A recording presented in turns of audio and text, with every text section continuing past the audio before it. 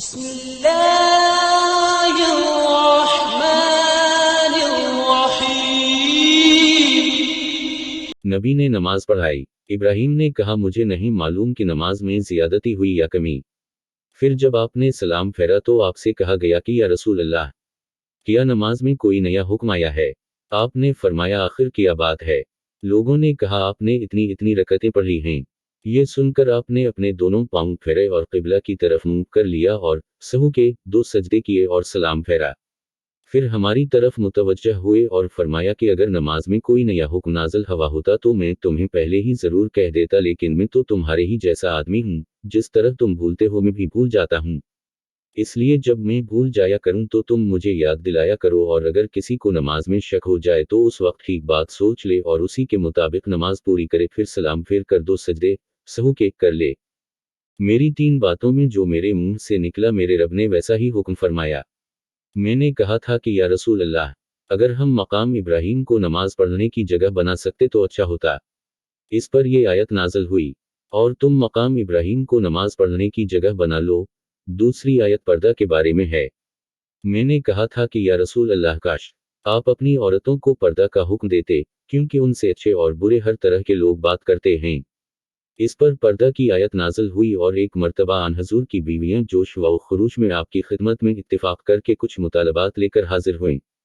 میں نے ان سے کہا کہ ہو سکتا ہے کہ اللہ پاک تمہیں طلاق دلا دیں اور تمہارے بدلے تم سے بہتر مسلمہ بیویاں اپنے رسول کو عنایت کریں، تو یہ آیت نازل ہوئی، اسی ربن تلقن یہ بدل زواج خیر ممکن۔ اور سعید ابن ابی مریم نے کہا کہ مجھے یحییٰ بن ایوب نے خبر دی، کہا کہ ہم سے حمید نے بیان کیا، کہا میں نے حضرت انس رضی اللہ عنہ سے یہ حدیث سنی۔ لوگ قباء میں فجر کی نماز پڑھ رہے تھے کہ اتنے میں ایک آنے والا آیا۔ اس نے بتایا کہ رسول اللہ پر کل وحی نازل ہوئی ہے اور انہیں کعبہ کی طرف نماز میں منہ کرنے کا حکم ہو گیا ہے۔ چنانچہ ان لوگوں نے بھی کعبہ کی جانب منہ کر لیے، جبکہ اس وقت وہ شام کی جانب منہ کیے ہوئے تھے، اس لیے وہ سب کعبہ کی جانب گھوم گئے۔ نبی کریم نے بھولے سے ظہر کی نماز 1 مرتبہ 5 رکعت پڑھی ہیں۔ عبداللہ بن مسعود رضی اللہ عنہ نے فرمایا کہ پھر آپ نے اپنے پاؤں موڑ لیے اور سہو کے 2 سجدے کیے۔ نبی کریم نے قبلہ کی طرف دیوار پر بلگم دیکھا جو آپ کو ناگوار گزرا، اور یہ ناگواری آپ کے چہرہ مبارک پر دکھائی دینے لگی۔ پھر آپ اٹھے اور خود اپنے ہاتھ سے اسے کھرچ ڈالا اور فرمایا کہ جب کوئی شخص نماز کے لیے کھڑا ہوتا ہے تو گویا وہ اپنے رب کے ساتھ سرگوشی کرتا ہے، یا یوں فرمایا کہ اس کا رب اس کے اور قبلہ کے درمیان ہوتا ہے، اس لیے کوئی شخص نماز میں اپنے قبلہ کی طرف نہ تھوکے، البتہ بائیں طرف یا اپنے قدموں کے نیچے تھوک سکتا ہے۔ پھر آپ نے اپنی چادر کا کنارہ لیا، اس پر تھوکا، پھر اس کو الٹ پلٹ کیا اور فرمایا یا اس طرح کر لیا کرو۔ رسول اللہ نے قبلے کی دیوار پر تھوک دیکھا، آپ نے اسے کھرچ ڈالا، پھر آپ نے لوگوں سے خطاب کیا اور فرمایا کہ جب کوئی شخص نماز میں ہو تو اپنے منہ کے سامنے نہ تھوکے، کیونکہ نماز میں منہ کے سامنے اللہ عزوجل ہوتا ہے۔ رسول اللہ نے قبلہ کی دیوار پر رینٹ یا تھوک یا بلگم دیکھا تو اسے آپ نے کھرچ ڈالا۔ رسول اللہ نے مسجد کی دیوار پر بلگم دیکھا، پھر رسول اللہ نے ایک کنکری لی اور اسے صاف کر دیا۔ پھر فرمایا کہ جب تم میں سے کوئی شخص تھوکے تو اسے اپنے منہ کے سامنے یا دائیں طرف نہیں تھوکنا چاہیے، البتہ بائیں طرف یا اپنے پاؤں کے نیچے تھوک لے۔ رسول اللہ نے مسجد کی دیوار پر بلگم دیکھا، پھر رسول اللہ نے ایک کنکری لی اور اسے صاف کر دیا۔ پھر فرمایا کہ جب تم میں سے کوئی شخص تھوکے تو اسے اپنے منہ کے سامنے یا دائیں طرف نہیں تھوکنا چاہیے، البتہ بائیں طرف یا اپنے پاؤں کے نیچے تھوک لے۔ رسول اللہ نے مسجد کی دیوار پر بلگم دیکھا تو آپ نے ایک کنکری سے اسے کھرچ ڈالا اور فرمایا اگر تم میں سے کسی کو تھوکنا ہو تو اپنے چہرے کے سامنے یا اپنے دائیں طرف نہ تھوکا کرو، البتہ اپنے بائیں طرف یا اپنے بائیں قدم کے نیچے تھوک سکتے ہو۔ رسول اللہ نے مسجد کی دیوار پر بلگم دیکھا تو آپ نے ایک کنکری سے اسے کھرچ ڈالا اور فرمایا اگر تم میں سے کسی کو تھوکنا ہو تو اپنے چہرے کے سامنے یا اپنے دائیں طرف نہ تھوکا کرو، البتہ اپنے بائیں طرف یا اپنے بائیں قدم کے نیچے تھوک سکتے ہو۔ میں نے انس بن مالک رضی اللہ عنہ سے سنا کہ نبی کریم نے فرمایا تم اپنے سامنے یا اپنی دائیں طرف نہ تھوکا کرو، البتہ بائیں طرف یا بائیں قدم کے نیچے تھوک سکتے ہو۔ نبی کریم نے فرمایا مومن جب نماز میں ہوتا ہے تو وہ اپنے رب سے سرگوشی کرتا ہے، اس لیے وہ اپنے سامنے یا دائیں طرف نہ تھوکے، ہم بائیں طرف یا پاؤں کے نیچے تھوک لے۔ نبی کریم نے مسجد کے قبلہ کی دیوار پر بلگم دیکھا تو آپ نے اسے کنکری سے کھرچ ڈالا۔ پھر فرمایا کہ کوئی شخص سامنے یا دائیں طرف نہ تھوکے، البتہ بائیں طرف یا بائیں پاؤں کے نیچے تھوک لینا چاہیے۔ दूसरी रिवायत में ज़हरी से यूं है कि इन्होंने हमीद बिन अब्दुल रहमान से अबू सईद खदरी के वासिता से उसी तरह ये हदीस सुनी। नबी करीम ने फरमाया कि मस्जिद में थूकना गुनाह है और इसका कफ़ारा उसे ज़मीन में छुपा देना है। आपने फरमाया जब कोई शख्स नमाज के लिए खड़ा हो तो सामने ना थूके, क्योंकि वो जब तक अपनी नमाज की जगह में होता है तो अल्लाह ताला से सरगोशी करता रहता है, और दाएं तरफ भी ना थूके क्योंकि इस तरफ फरिश्ता होता है। हम बाएं तरफ या कदम के नीचे थूक ले और उसे मिट्टी में छुपा दे।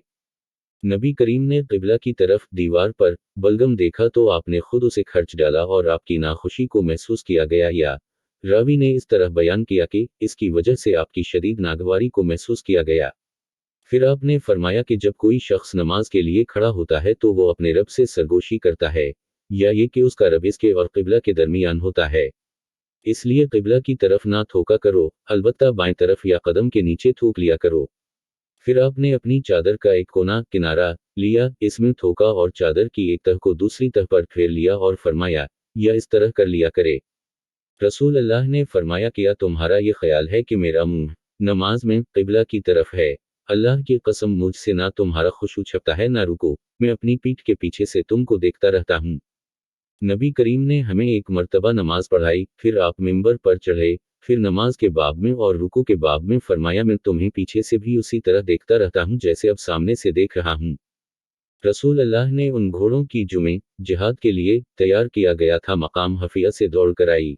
इस दौड़ की हद सनिया अलविदा थी और जो घोड़े अभी तैयार नहीं हुए थे उनकी दौड़ सनिया अलविदा से मस्जिद बनी ज़रीक़ तक कराई। अब्दुल्ला बिन उम्र रज़ी अल्लाह अन्हुमा ने भी इस घोड़ दौड़ में शिरकत की थी। नबी करीम के पास बहरीन से रकम आई। आपने फरमाया कि उसे मस्जिद में डाल दो, और ये रकम इस तमाम रकम से ज़्यादा थी जो अब तक आपकी खिदमत में आ चुकी थी। फिर आप नमाज के लिए तशरीफ़ लाए और उसकी तरफ कोई तवज्जो नहीं फरमाई। जब आप नमाज पूरी कर चुके तो आकर माल रकम के पास बैठ गए और उसे तकसीम करना शुरू फरमाया। उस वक्त जिसे भी आप देखते इसे अता फरमा देते। इतने में हज़रत अब्बास रज़ी अल्लाह अन्हा हाजिर हुए और बोले कि या रसूल अल्लाह, मुझे भी अता कीजिए, क्योंकि मैंने ग़ज़वा बदर में अपना भी फ़िदया दिया था और अक़ील का भी, इसलिए मैं ज़ेरबार हूँ। रसूल करीम ने फरमाया कि ले लीजिए। इन्होंने अपने कपड़े में रुपया भर लिया और उसे उठने की कोशिश की, लेकिन वज़न की ज़्यादती की वजह से वो ना उठा सके और कहने लगे, या रसूल अल्लाह, किसी को फरमाइए कि वो उठने में मेरी मदद करे। आपने फरमाया, नहीं, ये नहीं हो सकता। इन्होंने कहा कि फिर आप ही उठवा दीजिए। आपने इस पर भी इनकार किया। तब हज़रत अब्बास रज़ी अल्लाह अन्हा ने इसमें से थोड़ा सा गिरा दिया और बाकी को उठने की कोशिश की, लेकिन अब भी ना उठा सके। फिर फरमाया कि या रसूल अल्लाह, किसी को मेरी मदद करने का हुक्म दीजिए। आपने इनकार फरमाया तो इन्होंने कहा कि फिर आप ही उठवा दीजिए, लेकिन आपने इससे भी इनकार किया। तब इन्होंने इसमें से थोड़ा सा रुपया गिरा दिया और इसे उठाकर अपने कंधे पर रख लिया और चलने लगे। रसूल अल्लाह को उनकी इस हरस पर इतना ताज्जुब हुआ कि आप इस वक्त तक उनकी तरफ देखते रहे जब तक वो हमारी नज़रों से गायब नहीं हो गए, और आप ही वहां से इस वक्त तक ना उठे जब तक कि एक चुनी भी बाकी रही। मैंने रसूल अल्लाह को मस्जिद में पाया, आपके पास और भी कई लोग थे। मैं खड़ा हो गया तो हज़रत ने मुझसे पूछा कि क्या तुझको अबू तुल्हा ने भेजा है? मैंने कहा, जी हाँ। आपने पूछा, खाने के लिए बुलाया है? मैंने अर्ज़ की कि जी हाँ। तब आपने अपने करीब मौजूद लोगों से फरमाया कि चलो। सब हज़रात चलने लगे और मैं उनके आगे आगे चल रहा था।